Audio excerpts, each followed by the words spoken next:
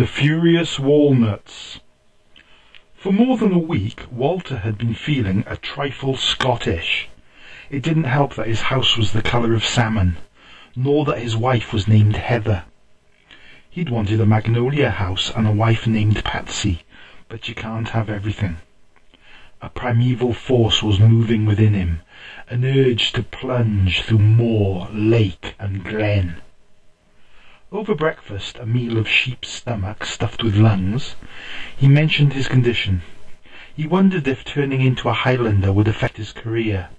He was, after all, paid to sell a chemical that removed ice cream stains from trousers. His wife glowered at him. Being a gentle soul, her glower was not hugely effective. If looks could kill, he'd be complaining of slight abdominal cramps and asking his pharmacist for aspirin. Fortunately, he felt sick enough already. "You'll have to adjust," she told him. "My brother Desmond had a dose of Burma. Took to wearing rubies in his nose and making fishbone curry. But he kept his job in the civil service. And cousin Joseph was a train spotter who became an Eskimo. Never needed to change his anorak. He just noted down kayaks instead." Rather than feeling reassured, Walter finished his food in anxious silence, wiped his knife on his beard, and stuffed it into his sock. He wanted to hold forth on bridges and pneumatic tyres, but his wife hated lofty or inflated topics. So he dressed for work, shook the last drops from the bottle of woad, and mounted his bicycle. Around him, men and women were changing, shells of identity falling off and rattling on the pavement. Walter blinked. It seemed to him that whenever an identity clattered to the ground, a horde of imps rushed out of shop doorways and storm drains and lifted it up. Then they fitted it onto the shoulders of some other pedestrian. They moved so fast it was difficult to register their presence at all. Walter felt he ought to investigate this phenomenon more closely, but at that moment he passed the bus station. Lately the bus station had exerted a strange fascination for him. He spent the next hour or so hanging around the ticket office, threatening commuters and demanding the fare back to Glasgow. When he reached work, his boss was waiting for him. Mr. Jabvala was a yogi and astrologer who had invented Castaway, the ultimate frozen dessert stain eradicator, in Bombay. His prototype was so successful that jealous rivals had pursued him all over the subcontinent. Years in the Kashmiri mountains had taken their toll. His skin was pitted with cobra bites, and his eyes glittered like opals. He invited Walter to sit down, leant back in his swivel chair and stroked his chin. A run-in with brigands had left him with only 3 fingers on his left hand. The missing digits on his right hand, however, were testimony to frostbite in the Hindu Kush. "Listen, old boy," he began, toying with his cravat. "I've paid a lot of thought to this, and I've decided to let you go. Awfully sorry, but you know how it is. Be a good chap and don't cry. Stiff upper lip and all that. Thing is, old bean, we can't allow a Scotsman to peddle our goods. Customers would take fright. Kindly accept this cheddar as a parting gift and run along. Doodle pip." Sighing languidly, Mr. Jabvala pasted his kiss curl back onto his brow and inserted a cigarette into a long holder. Walter ignored the gift and stomped out. On the street he caught his new reflection in a tailor's window. His Scottishness was growing worse by the minute. The claymore in his belt interfered with the back wheel of his bicycle. The tam o' shanter kept slipping over his eyes. He'd have to visit his doctor. Dr. Walnut was a family practitioner. He greeted Walter cordially, offering him a hookah and rolling out a carpet for his benefit. Walter felt uncomfortable in the surgery, possibly because he'd never seen Dr. Walnut in a fez before.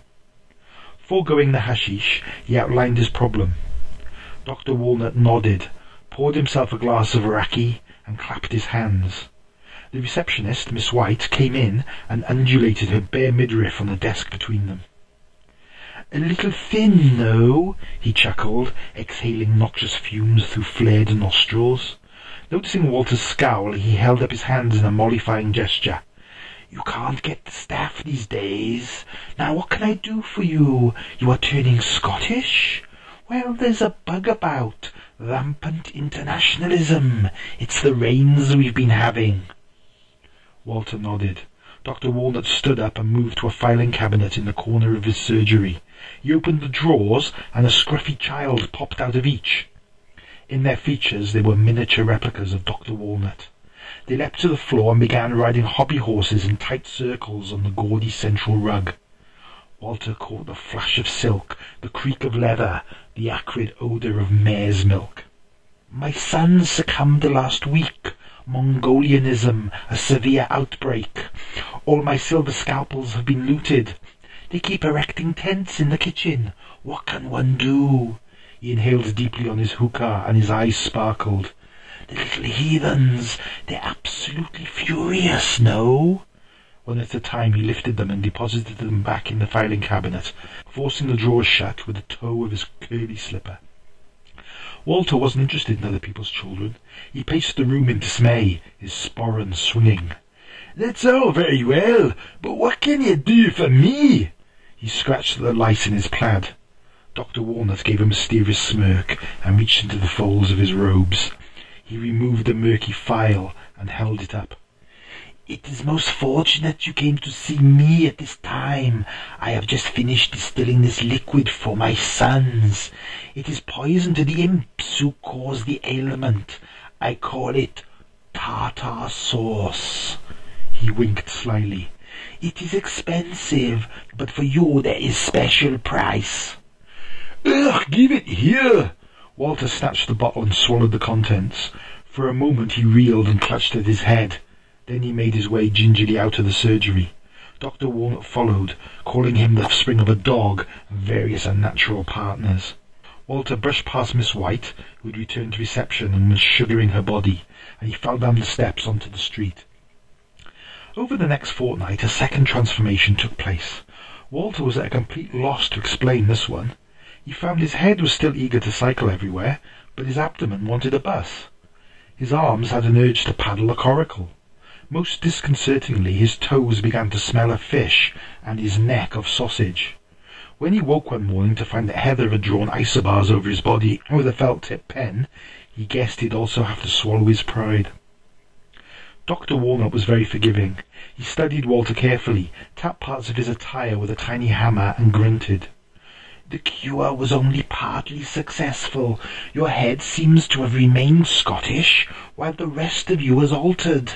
You have become a walking analogue of the British Isles.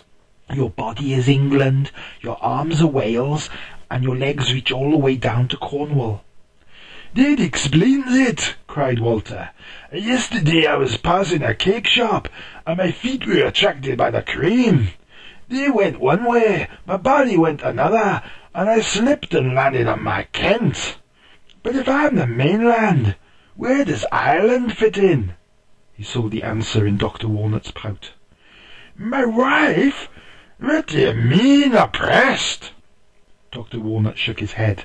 "No, no, green and gently rolling." He took Walter's pulse. "Any pain in your Lancashire?"